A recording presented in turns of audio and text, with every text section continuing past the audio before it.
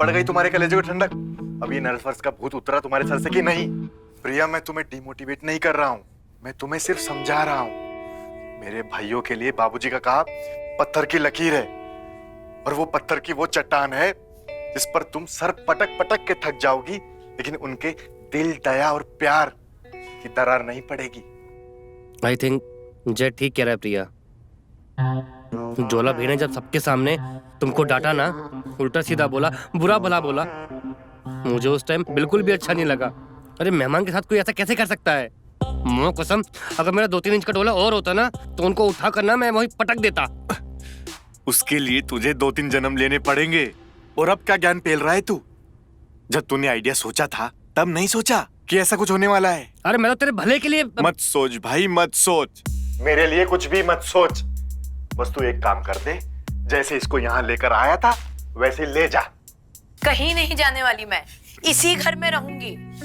प्रिया, तुम समझने की कोशिश करो। तुमने सुना ना ज्वाला भैया ने क्या कहा? क्या समझने की कोशिश करूं मैं? हाँ, तुम लोगों को ये जरूर दिखाई दिया कि ज्वाला भैया ने कैसे मेरी बेइज्जती की, पर तुम लोगों को ये नहीं दिखाई दिया कि इस घर में धीरे धीरे कैसे बदलाव आ रहा है। तुम्हारे इस घर की दहलीज को कोई औरत आज से पहले पार नहीं कर सकती थी, लेकिन आज तुम लोगों के इस घर में कोई औरत आई है। धीरे धीरे और भी बदलाव आएगा, थोड़ा सब्र तो रखो। प्रिया, वो सिर्फ तब तक जब तक बाबूजी बेहोश हैं। जय, अभी ये सब सोचने या कहने का वक्त नहीं है। अभी तो तुम ये सोचो कि उनके दिल में कैसे जगह बनाई जा सके। ज्वाला सिंह भैया तो बहुत ही ज्यादा कठोर निकले। अभी हमें उनको टारगेट करना सही नहीं होगा। वो तुम्हारे दूसरे वाले भैया, क्या नाम है उनका? हथौड़ा भैया। हाँ, हथौड़ा भैया। उनके बारे में कुछ और बताओ ना। उनकी पसंद, नापसंद, उनकी आदतें, उन्हें क्या अच्छा लगता है, क्या नहीं अच्छा लगता है, थोड़ा कुछ तो पता होगा तुमको उनके बारे में।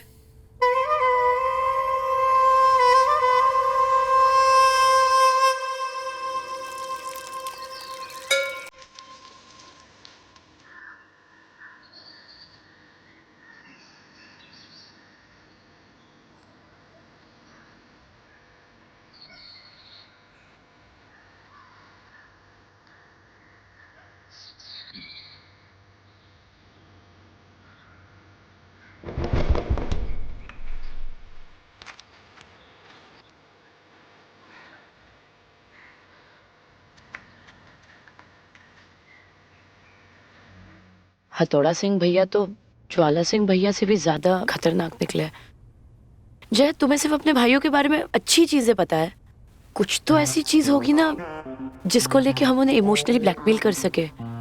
कोई ऐसी चीज। एक मिनट जय, तुझे ध्यान है हथौड़ा भैया तुझे हर बार 2-2 रुपए दिया करते थे। 1 रुपए लंपत खाने के लिए और 1 रुपए किताबें किराए पर लाने के लिए पैसे देते थे। हाँ, फिर तो हमें उनका कमजोर नस मिल ही गया। उनकी जिंदगी में रंग भरने का इंतजाम करना होगा। अभी हथौड़ा भैया को साइड में रखो और मेरे बारे में भी कुछ सोचो। मेरी जिंदगी भी बेरंग हो गई है। अर्शद, तुम बाबूजी के कमरे में जरा जाकर देखो, शायद उन्हें कोई जरूरत होगी। हाँ हाँ ठीक है भाई, रखवाओ अपना ख्याल। बहुत बेरंग है तुम्हारी जिंदगी, ख्याल रखो भाई।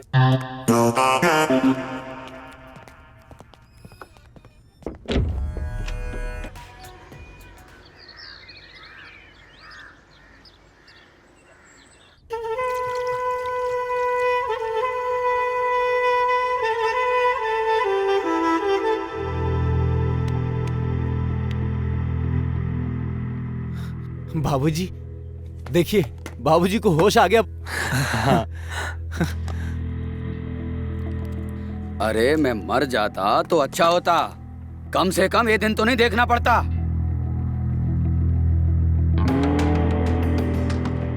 अरे मैं तो बेहोश हुआ था, तुम सब तो होश में थे ना। इस नरक के द्वार को मेरे द्वार तक लाने में तुम्हें जरा भी संकोच नहीं हुआ। बाबूजी, वो आपको बहुत गहरी चोटें आई थी। आपको बेहोश देखते ही हमारे हाथ पैर फूल गए, तो हमको संभलने का मौका ही नहीं मिला। अरे बेहोश हुआ था, मरा तो नहीं था ना। अगर मर भी जाता ना, मेरी लाश से पूछते ना, वो भी इसको रखने से मना कर देती। अरे साला, बाबूजी तो मिथुन का फैन लगते हैं। चुप कर बाबूजी, अब जो हो गया वो हो गया, अच्छा ही हुआ ना। वैसे भी उसकी देखरेख में आप होश में तो आ गए ना बाबूजी। अरे मैं इसकी देखरेख से होश में नहीं आया हूँ। ये तो पेल के खाए गए देसी घी और जवानी में की गई पहलवानी का फल है। दाढ़ सिंह छोटी मोटी चोटों से चित्त नहीं हो सकता। मैं बिल्कुल ठीक हूँ। तुम इसका सामान बटोरो और भगाओ उसको यहाँ से। सर पर पत्थर पड़ गया, पर जो अकल पे पड़े पत्थर हैं वो नहीं हट पा रहे हैं। अरे ये अभी तक यहीं खड़ी है, भगाओ उसको यहाँ से। कहीं नहीं जाने वाली मैं, जब तक डॉक्टर साहब मुझे नहीं बोल देते कहीं जाने के लिए। अभी इनकी तबीयत पूरी तरह से ठीक नहीं हुई है। आप लोग जाइए, मैं इनको दवाई दे दूं। जी।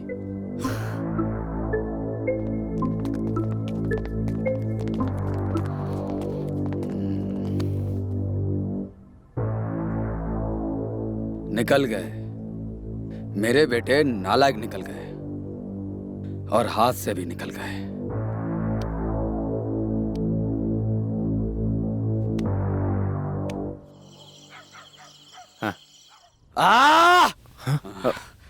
पैर तोड़ेगा क्या? आराम से कर, अभी पाँव में दर्द है। बाबूजी आराम से ही तो कर रहे हैं।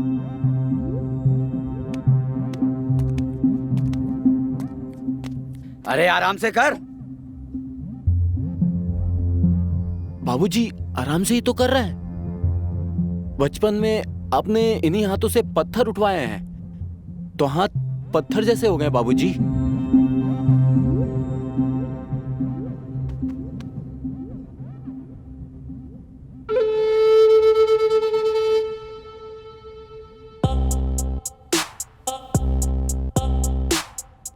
अबे रुकूंगा।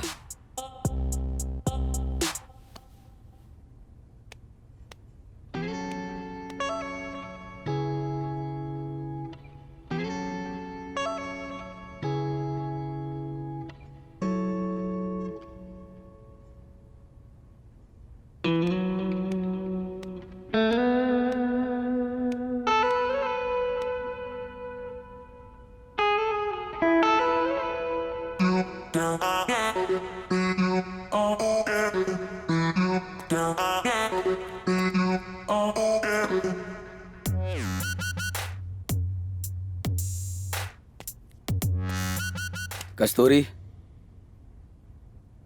वैसे मुझे किसी महिला से बोलने की आदत तो नहीं है, लेकिन आपको बोलता हूं। धन्यवाद।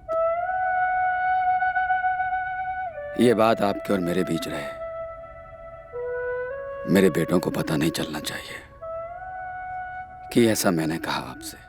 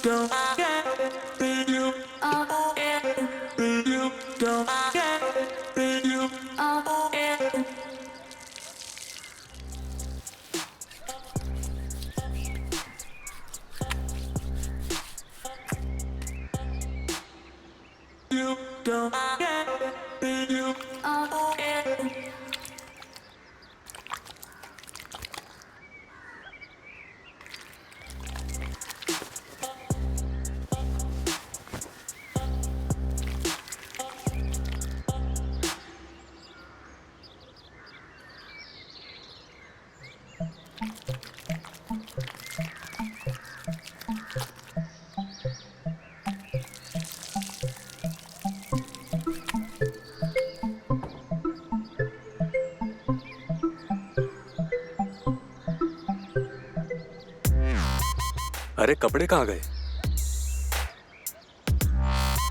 जय, जय, Arshad, Don't it feel good? अबे कहाँ मर गए सबके सब?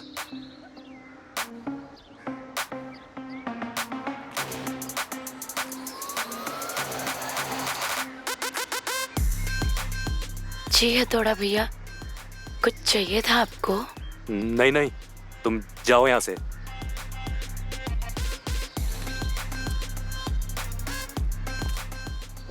चल सुनो जरा, कस्तूरी। हाँ, कुछ चाहिए क्या आपको? भैया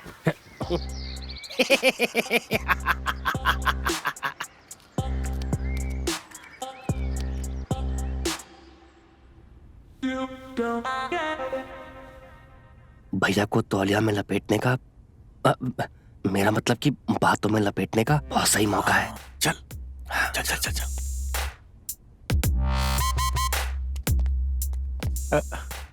भैया आपने बुलाया? घंटे भर पहले बुलाया था, तब क्या जवाब आया है? भैया वो मैं बाथरूम में। अरे अच्छा हुआ ना कि भैया की आवाज तेरे तक नहीं आई जाए है। मेरा मतलब कि उनकी आवाज को सुन नहीं पाया, वरना इतनी खुशबूदार टॉवल यहाँ कैसे आती है? वाह, अभी भी महक रही है, देख रहा है? ये तौलिया किसका है? अरे ये तौलिया उसी का है जिसकी इज्जत, सॉरी मतलब मेरा मतलब कि हथौड़ा भैया की इज्जत जिसने बचाई है, और कल जिसकी हथौड़ा भैया इज्जत लेंगे। अरे जिसको इज्जत देंगे देंगे देंगे देंगे, हाँ, देंगे। मैं कुछ समझा नहीं। अबे जय, ये समझने और समझाने का वक्त नहीं है यार, ये समय बदलने का वक्त है, समझ रहा है? हथौड़ा भैया की जिंदगी भी और इस घर का वास्तु भी है। अब ये सिंगल पलंग को हटा के ना हम लोगों को डबल पलंग लाना चाहिए यार। नहीं यार, डबल पलंग भी नहीं आना चाहिए, हाँ एक किंग साइज बेड आना चाहिए। वो क्या है ना, आज तो साला टॉवल दिया है? क्या पता कल दोनों एक ही टॉवल में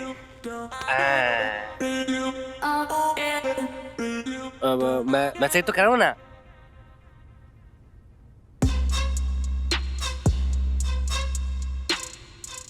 ये तौलिया उस नर्स का है।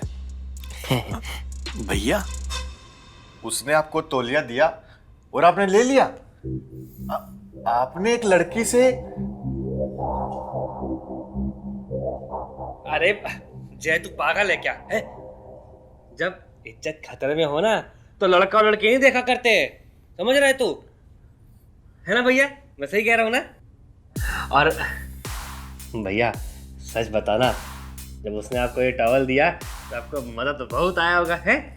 जब अबे उसने अपने मखमली हाथों से इनको इतना प्यारा खूबसूरत सा टॉवल दिया है, मजा नहीं आया होगा? है ना भैया? कितना अच्छा टॉवल है। आज तौलिया दिया है, कल गले पड़ जाएगी। उस लड़की का जल्दी कुछ ना कुछ करना पड़ेगा, और वो करेगा तू। मैं? हाँ तू। उस लड़की को इस घर में तू ही लाया है, और अब वापस भी तू ही लेकर जाएगा। अपने उस डॉक्टर को या तो प्यार से समझा या तो मार के समझा, पर 4 दिन के अंदर अंदर वो लड़की यहां से निकल जानी चाहिए। बाबूजी का ख्याल रखने के लिए हम तीनों बेटे काफी हैं। वो बाहर की पनौती यहां नहीं चाहिए, समझ गया? भैया मेरे से कुछ नहीं होगा भैया यार, समझ रहे हो? 4 दिन है तेरे पास, वरना तू इस घर में नहीं अखाड़े में दिखेगा पिटते हुए, समझा? और ये तौलिया उसको दे दियो, वरना मैं उसके मुंह पर मारूंगा।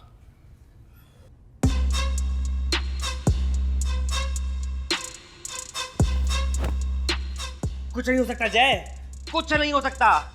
तेरे इन भाइयों का सच में कुछ नहीं हो सकता। इन्हें इश्क के अखाड़े में कोई नहीं घुसा सकता। चित करना तो बहुत दूर की बात है, तू समझ रहा है? मेरे भाई, ये तौलिया मुझे कफन जैसा क्यों लगने लगा है?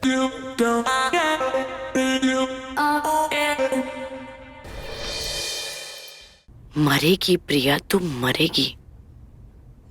इस घर से तेरी डोली का तो पता नहीं, अर्थी जरूर उठेगी।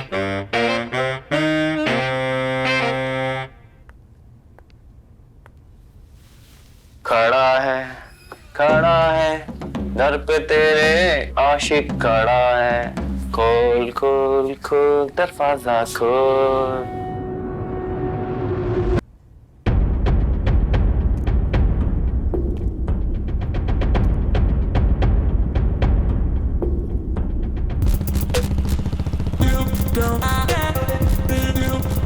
हथौड़ा जी, हथौड़ा जी, हथौड़ा जी। चुड़ैल ने पीछे से आवाज लगा दी। थैंक गॉड आप मिल गए। पता है कितनी गर्मी थी, 2 किलोमीटर से चल के यहाँ तक आई। आपके यहाँ पे कोई टांगा या रिक्शा नहीं है क्या? मैं बैठ गई हूँ, चलिए ना, चलिए।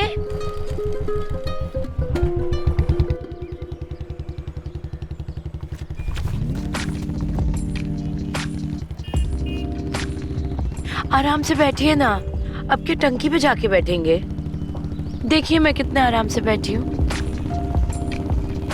वैसे सुबह ही ना मैं आपके साथ निकलने वाली थी, बट पूरे घर में आपको ढूंढा पर आप मिले ही नहीं। कहाँ गए थे आप?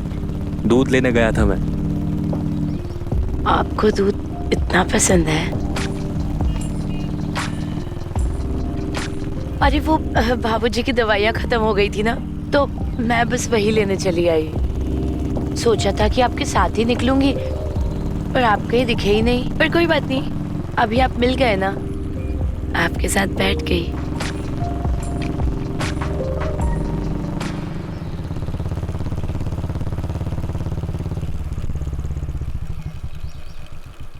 घर आ गया। इतनी जल्दी? अगली बार कब जा रहे हैं? अगली बार कभी नहीं आएगा।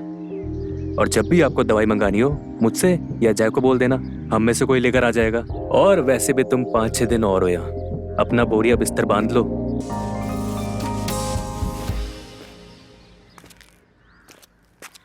ये हथौड़ा तो एकदम ठंडा निकला।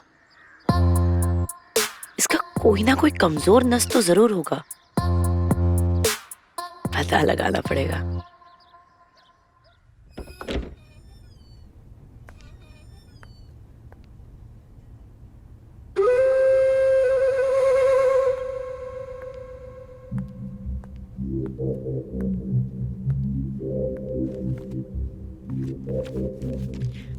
अभी तबीयत ठीक है आपकी?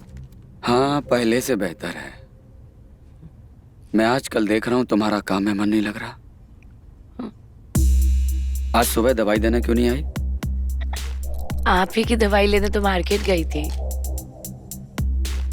तो मेरे तीनों बेटों में से किसी एक को भेज देती, वो लेके आ जाता। अब उनसे कैसे कह देती, सब देख दाख के तो लेना पड़ता है। अब मान लीजिए कोई कंपनी अलग हो गया, कंपनी अलग हो गया तो कंपाउंड भी तो सेम होना चाहिए, और कंपाउंड सेम भी निकला तो दवाई एक्सपायर हो गई तो सब देख के लेना पड़ेगा ना। मेरे पहलवान बेटे नहीं कर पाते इसको। नहीं नहीं, मेरे कहने का वो मतलब नहीं है। तुम्हारे बोलने से और ना बोलने से सच्चाई छुप नहीं जाएगी। बाकी दोनों बेटों ने तो बचपन से किताबों से कुश्ती लड़ी और जवानी में अखाड़े में। वैसे तुम नर्स का काम कब से कर रही हो? जी मेरी ट्रेनिंग पूरी हो चुकी है, अभी 6 महीने ही हुए हैं। तुम्हारे घर में और कौन कौन है? घर में तो सब है, मम्मी है, पापा है। आपके परिवार जितना बड़ा नहीं है, लेकिन प्यार आपके परिवार जितना ही है।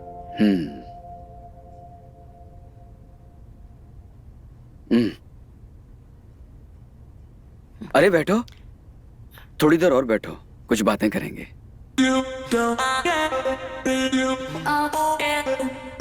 आपके आराम करने का टाइम हो गया, चलिए आप लेटिए,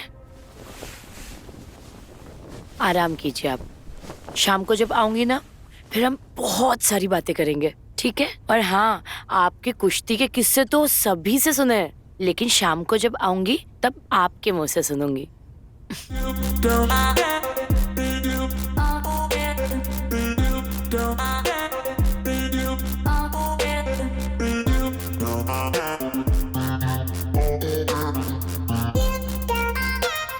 बाबूजी धीरे धीरे पिघल रहे। आज उन्होंने सामने से मुझसे बात की, मतलब हमारा प्लान कामयाब हो रहा है। इसका मतलब बुढ़ा इंसान बन रहा है। लेकिन सिर्फ बाबूजी के मानने से तो नहीं होगा ना, हमें हथौड़ा भैया और ज्वाला भैया का भी तो कुछ करना होगा। देखो, ज्वाला भैया का तो पता नहीं, लेकिन हथौड़ा भैया जिस अखाड़े में कुश्ती करते हैं वो मुझे पता है, जहाँ वो चित हो जाते हैं। क्या बोल रहा है तू? हाँ, तो लेके चल वहाँ। चलो।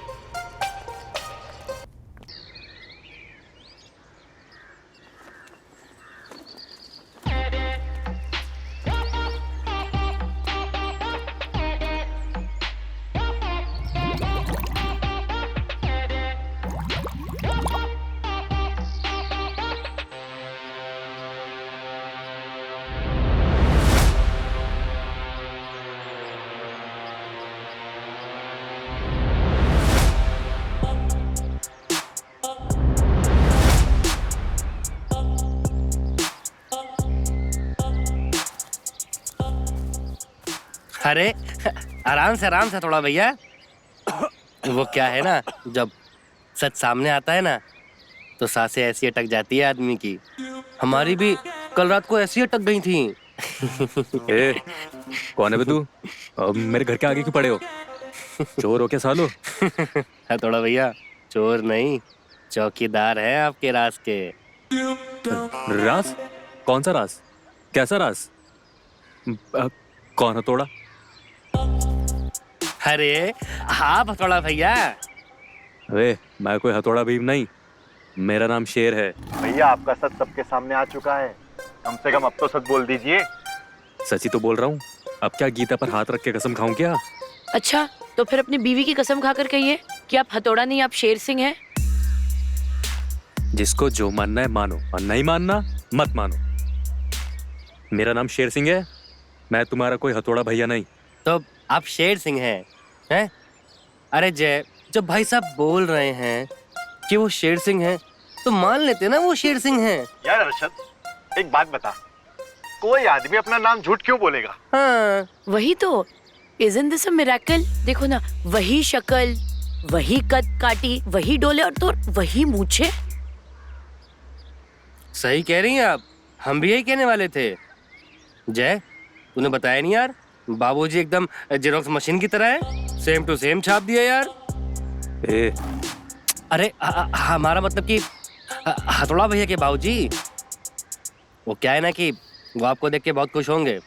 आप एकदम हूबहू हथौड़ा भैया लगते हैं। आप हमारे साथ चलिए ना। तो कहाँ? अरे वो इस शेर को उसके दहाड़ से मिलवाने, मतलब हमारे बाबूजी से मिलने, दहाड़ सिंह जी से। वो आपको देखेंगे ना तो हैरान हो जाएंगे, और क्या पता खुश भी हो जाए। चलिए ना। अरशद, एक काम करते हैं, भाभी जी को ले चलते हैं साथ में। हाँ, भाभी डर जाएंगे। अबे बाबूजी मर जाएंगे, या फिर मुझे मार देंगे।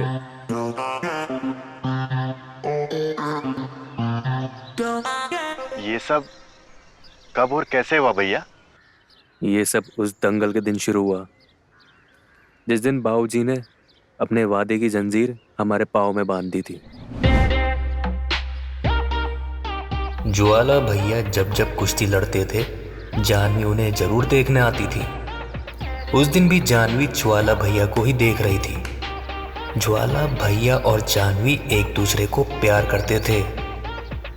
अखाड़े के बाहर खड़ी जानवी अपनी नजरों से ज्वाला भैया को चित करती थी, और ज्वाला भैया अखाड़े में विरोधी पहलवान को चित कर देते थे। लेकिन उस दिन ज्वाला भैया अखाड़े के बाहर भी चित हुए और अंदर भी। हम ना बाबूजी के खिलाफ नहीं जा सकते हैं, और हम बाबूजी का विरोध भी नहीं कर सकते हैं, क्योंकि ना बाबूजी से हम बहुत प्यार करते हैं। तुम मुझसे प्यार नहीं करते? करते हैं लेकिन निभा नहीं सकते। आप हमें ना भूल जाइए, हम आपसे शादी नहीं कर सकते।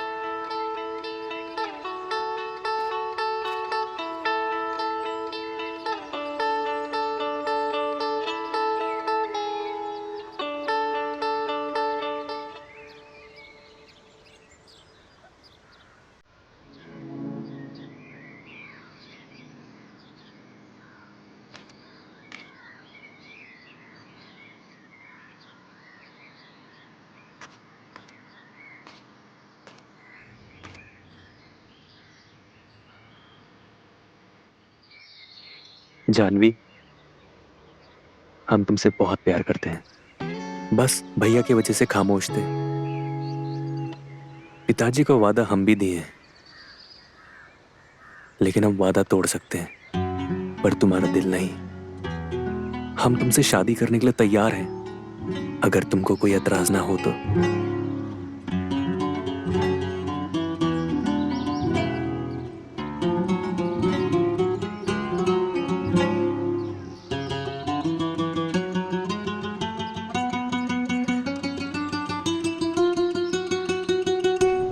देवर जी, हम आपसे मिन्नत करते हैं कि आप ये बात बाबूजी और ज्वाला जी को मत बताइए। हम इस गांव में छुप के रह तो रहे हैं, लेकिन हम बहुत खुश हैं।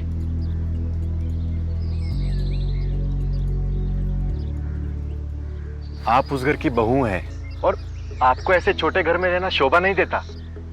मैं बहुत जल्द आपको उस घर में लेकर चलूंगा। हाँ, हम दोनों लेकर चलेंगे आप लोगों को। और हम तुम दोनों को मिलवाएंगे। ज्वाला भैया का क्या? ज्वाला भैया को हम पर छोड़ दो।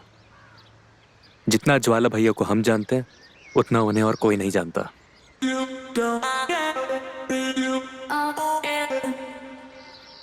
मैं तुम्हें बताऊंगा कि ज्वाला भैया को कैसे तोड़ना है। लेकिन क्या वो मानेंगे? उन्हें मानना भी पड़ेगा और अपनी सोच को बदलना भी पड़ेगा कि स्त्री एक अपशगुनी होती है। उन्हें हम समझाएंगे कि स्त्री भाग्य जगाती है, जीवन में शांति और संयम लाती है, हिम्मत देती है और एक अच्छी स्त्री अच्छा इंसान बनाती है। ज्वाला भैया के चित होने से ये कहानी शुरू हुई थी और अब उनके चित होने से ही ये कहानी खत्म भी होगी।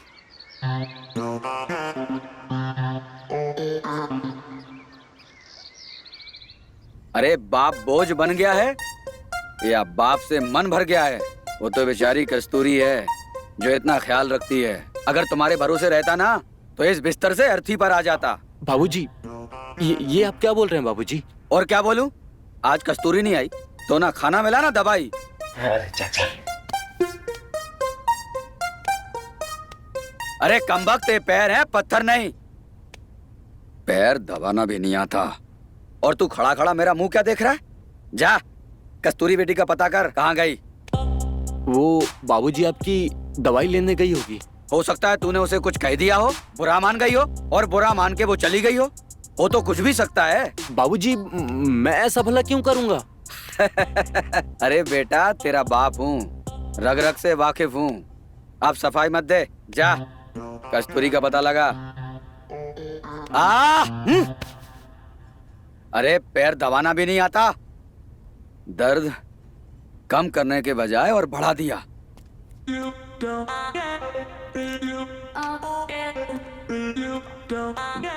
बाबूजी, आप दवाई लीजिए बाबूजी। ये दवाइयों पे क्यों गुस्सा कर रहे हैं? मैं बोल रहा हूँ ना कि मैं पता लगाऊंगा कस्तूरी का। आप दवाई खाइए बाबूजी, प्लीज।